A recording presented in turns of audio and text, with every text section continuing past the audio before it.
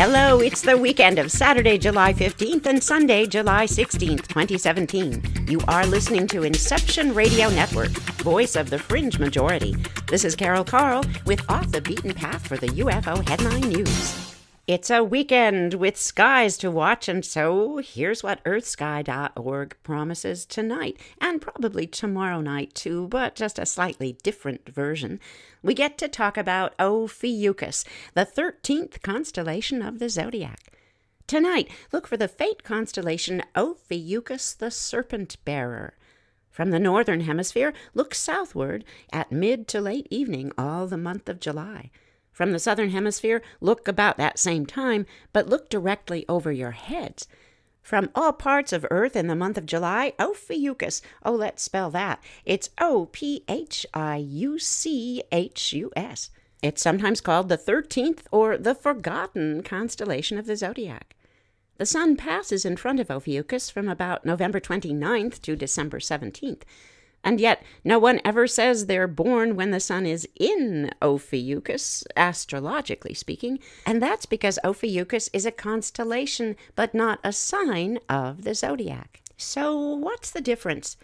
Well, according to this article from earthsky.org, put together by Bruce McClure, the 12 signs of the tropical zodiac represent equal 30-degree divisions of sky, while the 13 constellations of the zodiac are of various sizes. That's why, for example, the sun resides in front of each zodiacal sign for a precise interval of about a month. Meanwhile, the sun is in front of the constellations for varying amounts of time. For example, in front of the constellation Virgo, it's there for about 1.5 months, and in front of Scorpius, that constellation, for about a week. The planet Saturn and the bright red star Antares in the constellation Scorpius the Scorpion can help you find Ophiuchus in your night sky. Saturn actually shines in front of Ophiuchus this year. Meanwhile, Ophiuchus is to the north of that star Antares. Ophiuchus the Serpent Bearer. On sky maps, it's depicted as holding Serpens the serpent, which is considered a separate constellation altogether. According to ancient Greek star lore, Ophiuchus is Asclepius, that's spelled Asclepius, the physician who concocted a healing potion from the serpent's venom, mixing it with the Gorgon's blood and some unknown herb. This potion gave humans access to immortality until the god of the underworld appealed to Zeus to reconsider the ramifications of the death of death. And here's an interesting fact. Even today, that staff of Asclepius, the symbol of the World Health Organization, pays tribute to the constellation Ophiuchus the Serpent Bearer. So here's that old bottom line in the form of a question. Will you see faint Ophiuchus, that overlooked zodiacal constellation, tonight? Well, go out there and give it a try. And of course, later here at UFOHeadlineNews.com, you can head on over and check out the wonderful charts and graphs that always accompany the earthsky.org articles. They are glorious. Trying to find some glory in this, but we can only find the drama and some suspense. Here's the headline: Massive iceberg breaks off Antarctica. Well, we can't say we didn't see this coming. In fact, I guess NASA saw it initially. And here's this article from earthsky.org with a byline for Deborah Bird. An iceberg about the size of the United States state of Delaware split off from Antarctica's Larsen C ice shelf sometime between July 10th and July 12th. In recent days, several satellites in Earth orbit and a British Antarctic research project all have witnessed the birth of a huge iceberg, again about the size of the state of Delaware. Project Midas, that's an Antarctic research project based out of the United Kingdom, was the first to report the breakage. NASA's Aqua satellite captured the images, and there are plenty of images for you to peruse later, gentle listeners, at UFOHeadlineNews.com. The new iceberg is no surprise. Scientists had been aware of and monitoring a growing crack in the Larsen C ice sheet for many years. Larsen C is a floating platform of glacial ice on the east side of the Antarctic Peninsula. It's the fourth largest ice shelf ringing Earth's southernmost continent. For decades, until 2014, a crack had been slowly growing into the ice shelf, and then suddenly it started to spread more rapidly northwards, and the result is that new iceberg. And here's the size of that new iceberg. It's 2,240 square miles, 5,800 square kilometers. It's a chunk of ice that's simply broken away. And so the Larsen C shelf area has shrunk by approximately 10%. Kelly Brunt, a glaciologist with NASA's Goddard Space Flight Center in Greenbelt, Maryland, said in a statement from NASA, quote, "The interesting thing is what happens next. How will the remaining ice shelf respond? Will the ice shelf weaken or possibly collapse like its neighbors Larsen A and Larsen B? Will the glaciers behind the ice shelf accelerate and have a direct contribution to sea level rise? Or is this just a normal calving event?" End quotes. Calving, as in a cow giving birth, spelled Calving. It's that geological term when breakage like this happens. So we'll just have to wait and see. Maybe have your boots at the ready. Here's something we can really dig into. Headline, "Incredible Burial Mound Near Stonehenge to be Excavated." We grabbed this story from the BBC.com. Curiously, we didn't find a byline here, but here's the article. A Neolithic burial mound near Stonehenge could contain human remains more than 5,000 years old, experts say. The monument, in a place known as Cat's Brain in Pewsey Vale, that's spelled Pewsey, Vale, halfway between Avebury and Stonehenge in Wiltshire, was identified in aerial photographs. Archaeologists and students from the University of Reading are due to excavate this site. It's the first time such an archaeological site in the county has been excavated for 50 years. The site itself is made up of 2 ditches and an apparent central building, which may have been covered by a mound. That mound now flattened due to centuries of plowing. The site is in the middle of a farmer's field. It was assessed by a geophysical survey. It is believed that this site could contain human remains buried there about 3600 BC.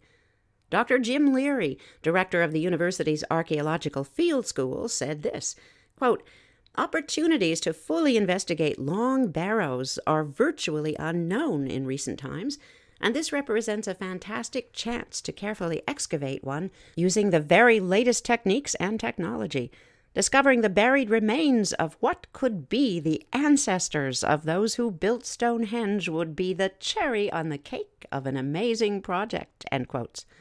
Dr. Jim Leary's co-director, Amanda Clark, said this, quote, "This incredible discovery of one of the United Kingdom's first monuments offers a rare glimpse into this important period in history. We are setting foot inside a significant building that has lain forgotten and hidden for thousands of years," end quotes. Members of the public will be able to visit that site and watch those archaeologists at work. They're going to have an opening day Saturday. Well, I guess that's today. Oh, don't we wish we could be there. Let's be in North Carolina now, shall we? In Mecklenburg County, sort of near the town of Charlotte, where the Charlotte Observer picks up this headline. A dinosaur-like creature is reported on Lake Norman over the weekend. Byline here for Mark Price. The latest in a sporadic series of monster sightings on Lake Norman has appeared on a website called cryptozoology.com. A 35-year-old Mecklenburg County man told Cryptozoology he spotted the dinosaur-like creature Saturday morning while traveling on a boat with friends. The man described the creature as, quote, "splashing around in the water," end quotes, 10 feet long, reminiscent of that mythical Loch Ness monster. It was visible for about a minute before dropping below the surface, he told that website. No photos were included with the July 10th article. It identified the source only as a local salesman. Cryptozoology.com reports sightings of cryptids, fabled animals, and strange occurrences. That's what they do.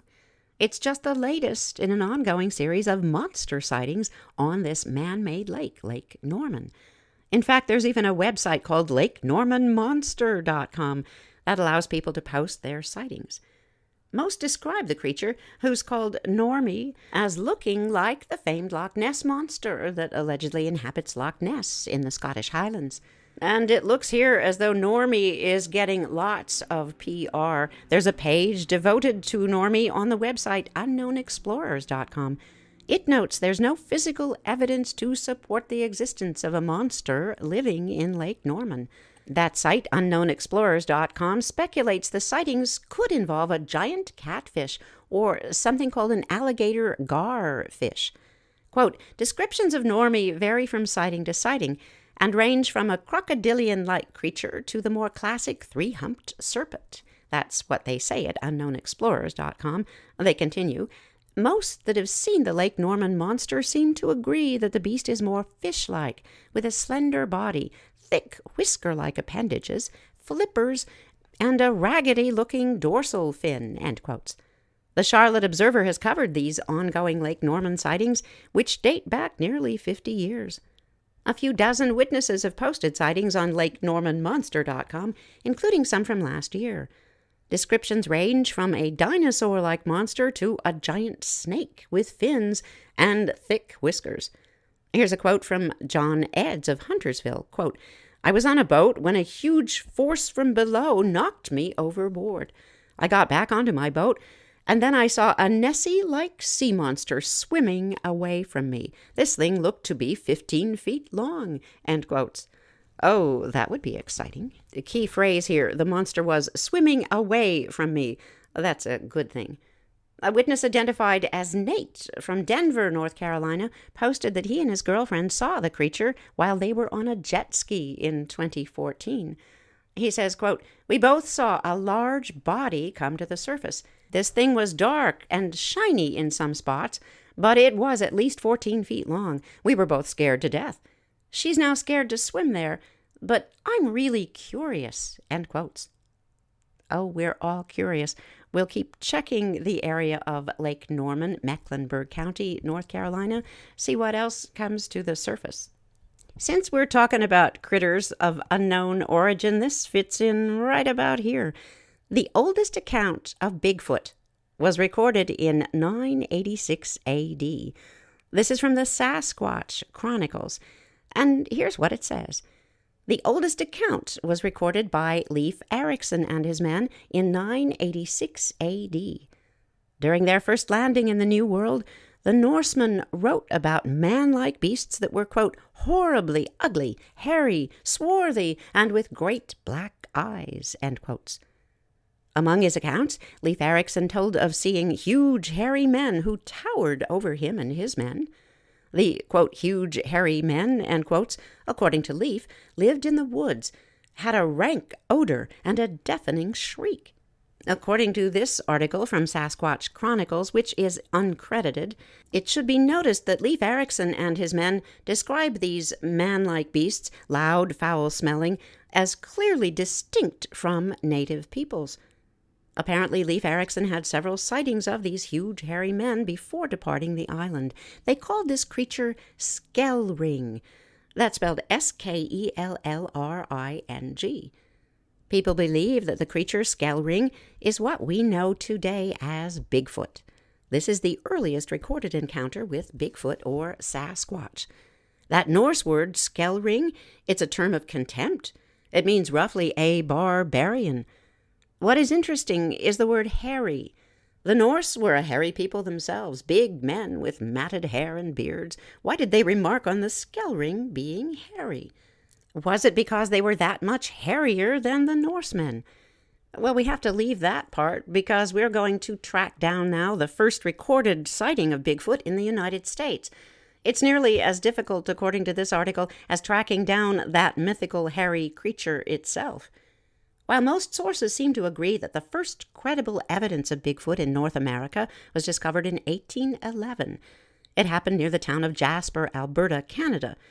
But nearly every serious Bigfoot researcher has his own or her own opinion as to when and where America's first documented Bigfoot sighting ever took place. And even good old Wikipedia isn't 100% clear on this matter. According to Wiki, Bigfoot stories in America date back to 1840, when a missionary named Elkanah Walker recorded stories of giants among the Native Americans living in Washington state.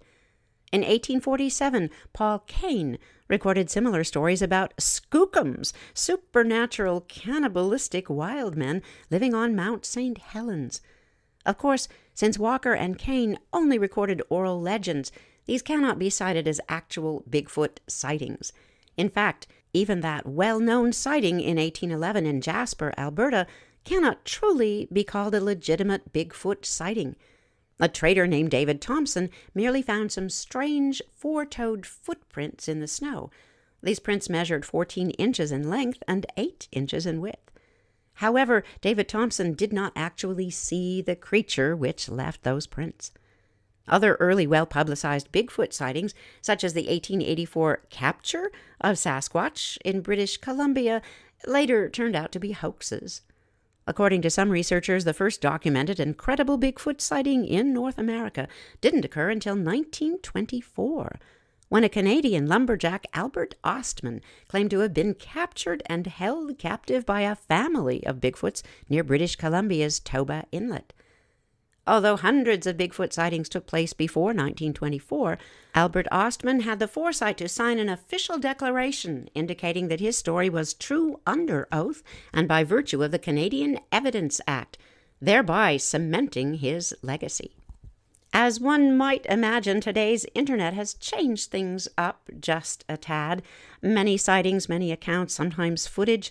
How to vet that, how to discern the real from the hoax, that's hard. But you don't have to worry about that too much. There's an organization that sort of does that for you.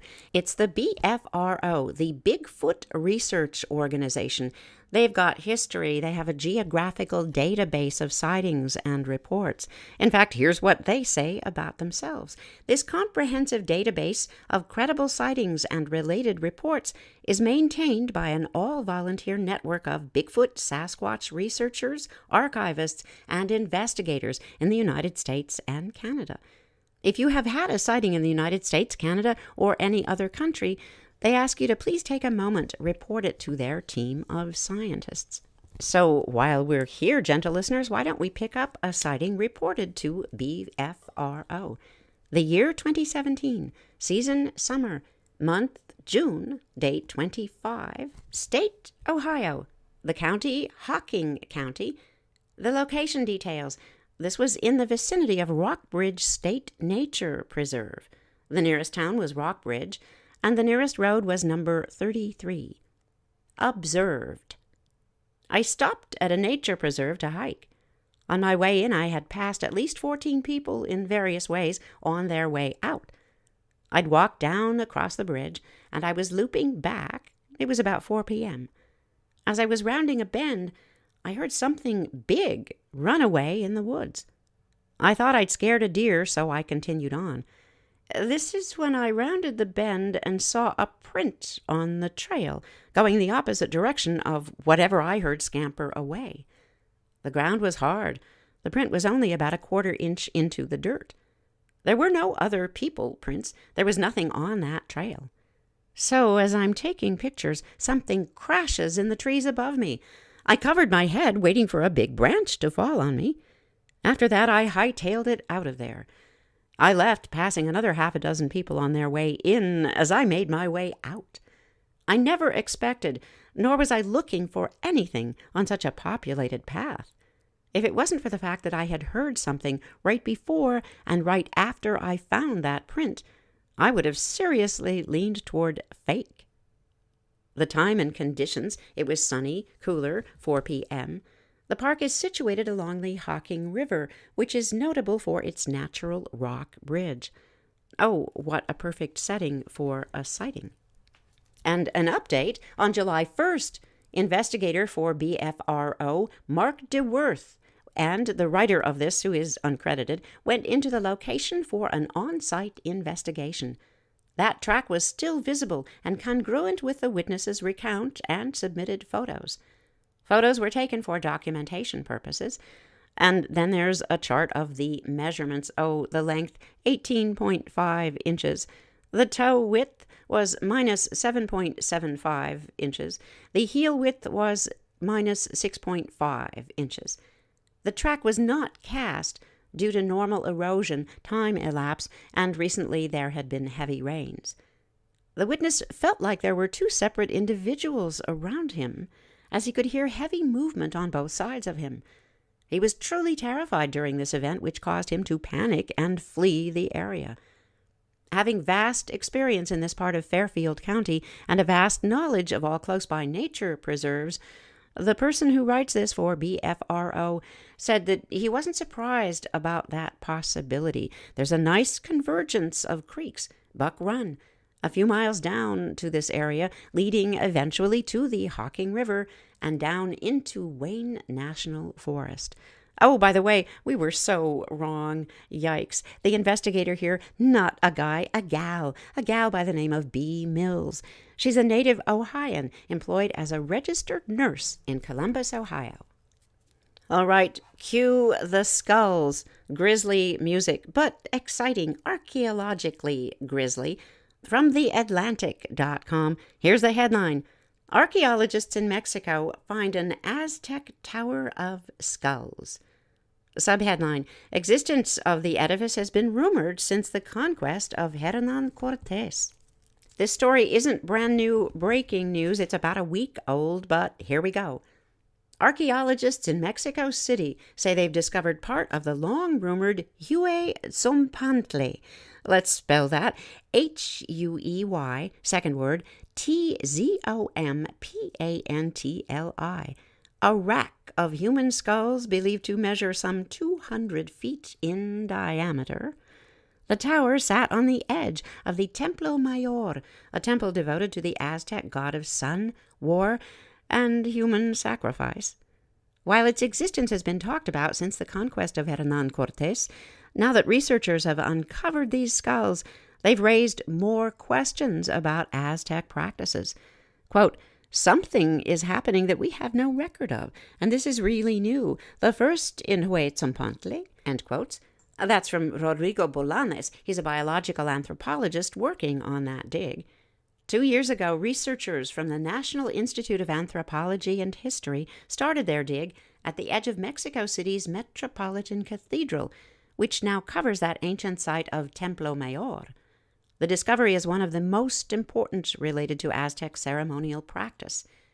These racks of skulls, as well as acts of human sacrifice, were common among Mesoamerican cultures. It's believed to be one of the largest such towers, and it was written about by Andrés de Tapia, a Spanish soldier who followed Cortés on his conquest of Mexico in 1521.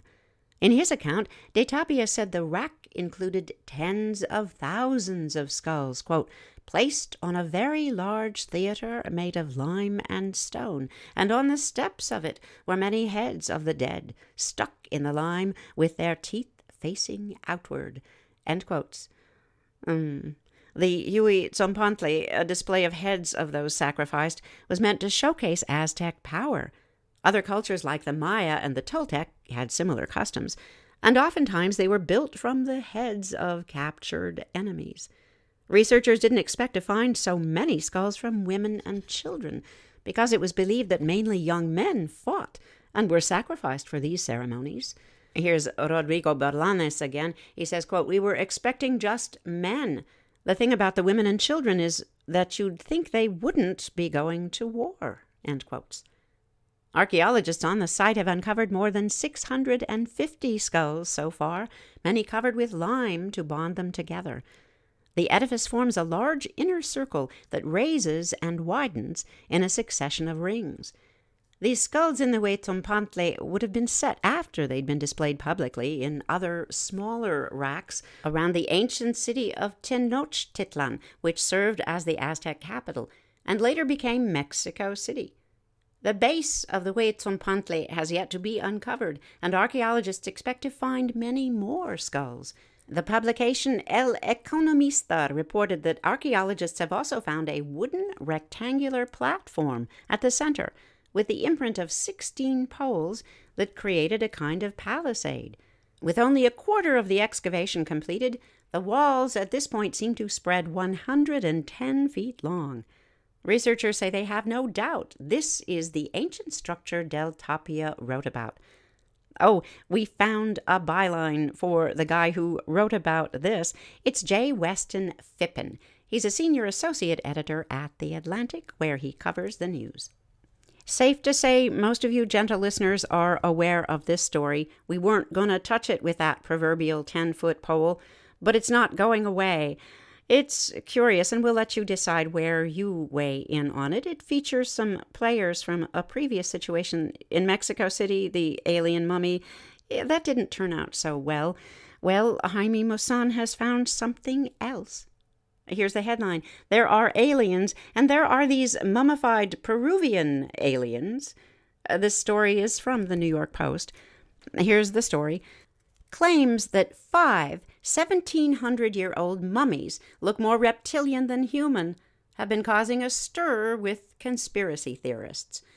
New images of the, quote, alien mummies, end quotes, were unveiled during a press conference called The Mummies of Nazca in Peru by Mexican ufologist and journalist Jaime Maussan on Tuesday. These new images included X-rays of the mummified remains so that Maussan could banish any claims they were fake or made of plaster. Jaime Maussan alleges that of the 5 bodies discovered, 3 of them had, quote, characteristics that are close to reptiles, closer to reptiles than humans, end quotes. He added, quote, nobody has proved it is a fraud.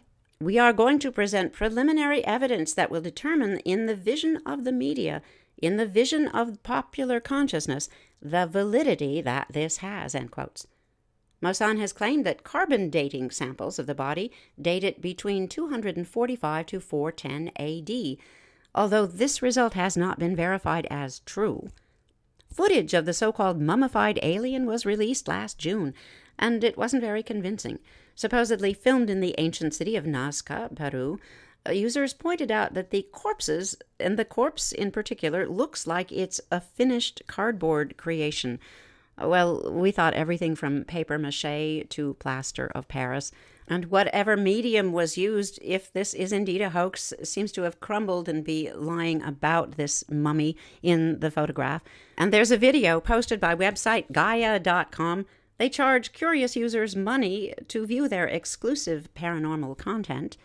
Discernment, gentle listeners, we gotta fly, because that's a wrap. Thank you for listening to Off the Beaten Path, the weekend edition of the UFO Headline News. Take care of each other. We're all in this together. This is Carol Carl. See you tomorrow.